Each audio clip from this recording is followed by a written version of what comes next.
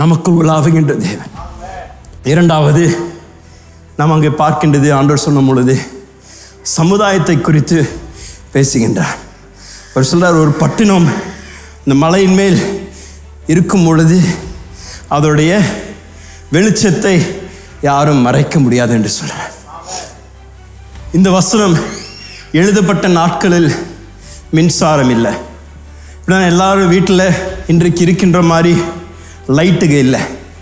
அந்த நாட்களில் வீடுகளை ராவு நேரத்தில் ஒரு வெளிச்சப்படுத்தணும் என்றால் அவர்கள் விளக்குகளை ஏற்ற வேண்டியதாக இருந்தது. ஒவ்வொரு வீட்லையும் விளக்கு ஏற்றினால்தான் ராத்திரி நேரத்தில் அவர்கள் அந்த வீட்டில் வசித்து காரியங்களை செய்ய முடியும். அதுவும் நீங்கள் இந்த பட்டணத்தில் இல்லாமல் ஒரு தூர கிராமத்திலையோ பட்டணத்திற்கு வெளியே இருந்தீங்கன்னா ராத்திரி நேரத்தில் இருள் காருருளாக இருக்கும்.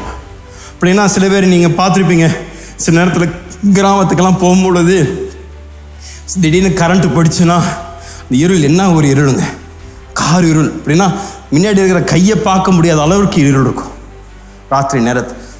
இப்படிப்பட்ட சூழ்நிலையில் அந்த நாட்களில் இந்த பிரயாணம் செய்கின்றவர்கள் ஒரு பட்டணத்தை நோக்கி அவர்கள் பிரயாணம் செய்து கொண்டிருந்தார்கள் என்றால், அந்த பிரயாணம் ராத்திரி நேரத்தில் நடைபெறும் என்றால், இந்த பிரயாணம் செய்து கொண்டிருக்கின்றவர்கள் இந்த பட்டணத்திற்கு கிட்டே வருவதற்கு முன்பதாகவே அந்த பட்டணத்துடைய வெளிச்சத்தை தூரத்திலிருந்து காண்பார்களாம். தூரத்திலிருந்தே அந்த பட்டணத்தின் வெளிச்சத்தை பிரகாசிப்பதை மக்கள் கண்டு இந்த பட்டணத்தை நோக்கி நடப்பார்கள். இந்த பட்டணம் ஏன் அவ்வளோ பிரகாசமாக வெளிச்சத்தை தரும் என்றால், அங்கே ஒரு விளக்கல்ல, ஆயிரக்கணக்கான விளக்குகள் ஒன்றாக ஏற்றப்படும் பொழுது அந்த பட்டணம் இருள் நிறைந்த சுற்றி இருக்கிற எல்லா இடங்களுக்கும் பிரகாசமாக பிரகாசிக்கின்ற ஒரு பட்டணமாய் மாறுகின்றார்.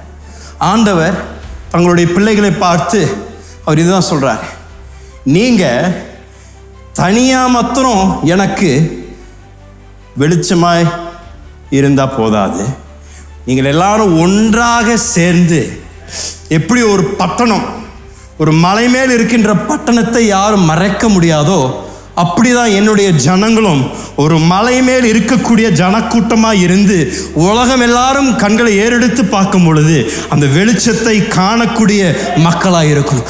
இருளில் வாழ்ந்து கொண்டிருக்கின்றவர்கள் இந்த தெய்வீக வெளிச்சத்தை நமக்குள் காணணும் என்று ஆண்டவராகிய இயேசு விரும்பினார். அது நாங்கள் சபையின் மிக முக்கியமான ஒரு காரியம். நாம் சபையாக ஒவ்வொரு வாரமும் ஒன்றாக கூடும் பொழுது ஆவிக்குரிய மண்டலத்தில் நாம் ஒரு பிரகடனம் செய்கணும். இந்த இடத்தில் தேவ ஜனங்கள் ஒன்றாக கூடும் பொழுது இருள் நிறைந்த கோயம்புத்தூர் பட்டணத்திற்கு ஒரு விளக்காக தேவன் நம்மளை ஏற்றி வைத்து இருளில் நடந்து கொண்டிருக்கின்றவர்கள் நம்மை பார்த்து இந்த வெளிச்சத்திற்கு நேராக வரணும் என்று விரும்பும்படியாக தேவன் உங்களையும் என்னையும் ஒன்றாக கூட்டி சேர்க்கின்றார். ஒவ்வொரு ஞாயிற்றுக்கிழமும் நம்ம ஒன்றாக வரும் பொழுது இந்த பட்டணத்திற்கு நம்ம ஒரு சாட்சியாக இருக்கிறோங்க. இந்த பட்டணத்தை நாங்கள் பார்த்து சொல்கிறோம், இந்த பட்டணம் ரட்சிக்கப்படுவதாக, இந்த பட்டணத்திற்கு நாங்கள் ஒரு வெளிச்சமாக ஆண்டவர் எங்களை வைத்திருக்கின்றார். இருளில் நடந்து கொண்டிருக்கின்றவர்கள் எங்களுடைய வெளிச்சத்தை பார்த்து அதற்கு நேராக வரும் பொழுது அவர்களை தேவன் சந்தித்து அவருடைய இருளை போக்கி அவர்களுக்கும் தேவன் வெளிச்சத்தை தருவார்.